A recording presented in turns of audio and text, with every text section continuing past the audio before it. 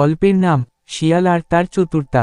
এক জঙ্গল ছিল ঘন সবুজে ভরা, নানা রকম পশু পাখিতে মুখরিত। সেই জঙ্গলে বাস করত একটি চতুর শিয়াল। শিয়ালের নাম ছিল চাদু। চাদু ছিল সবার চেয়ে আলাদা। সে ছিল অতীব চালাক, মাথা ঠান্ডা রাখত সব সময়, আর বিপদের মধ্যেও বের করত উপায়। একদিন জঙ্গলের রাজা সিংহ ঘোষণা করল, আমাদের খাদ্যের মজুদ কমে যাচ্ছে, সবাইকে নিজ নিজ খাবার নিজে জোগাড় করতে হবে। শিয়াল চাদু ভাবল, সে তো ছোট প্রাণী, বড় শিকার ধরা তার পক্ষে সম্ভব না। তবে তার বুদ্ধি তো অনেক। পরদিন সকালবেলা চাদু হাঁটতে হাঁটতে জঙ্গলের প্রান্তে পৌঁছালো।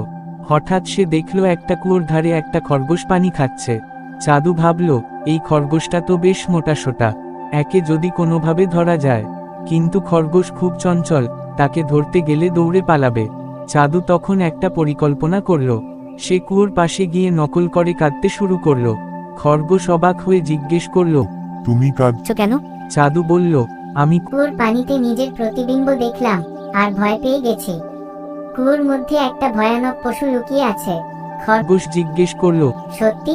চাদু বলল, তুমি নিজেই দেখে নাও। খরগোশ আগ্রহ নিয়ে কুয়োর ধারে গিয়ে পানিতে তাকালো। নিজেরই প্রতিবিম্ব দেখে সে হতবাক। সে ভাবল, ওমা, এটা তো আসলেই অদ্ভুত কিছু। তখনই চাদু ধাক্কা দিয়ে খরগোশটাকে কুয়োর ভেতর ফেলে দিল। খরগোশ পড়ে গেল, আর চাদু আনন্দে লাফাতে লাগলো। এইভাবে সে প্রতিদিন কোনো না কোনো পশুকে বোকা বানিয়ে খাবার জোগাড় করত। তবে একদিন তার এই চতুরতা ওর বিপদ ডেকে আনলো। এক সজারু চাদুর চালাকি দেখে আগেই বুঝে ফেলেছিল তার পরিকল্পনা। সে একদিন কুয়োর ধারে লুকিয়েছিল। চাদু যখন এক বাচ্চা ময়ূরকে কুয়োর ধারে ডাকল, সজারু লাফিয়ে এসে চাদুর গায়ে কাঁটা ছুঁড়ে মারল। চাদু ব্যথায় চিৎকার করে পালিয়ে গেল। তারপর থেকে জঙ্গলের পশুরা সাবধান হয়ে গেল চাদুর থেকে। চাদু একা হয়ে গেল। তখন সে বুঝল, শুধু চতুরতা দিয়ে নয়, সত্যিকারের বন্ধুত্ব আর সততাই সবচেয়ে বড় শক্তি।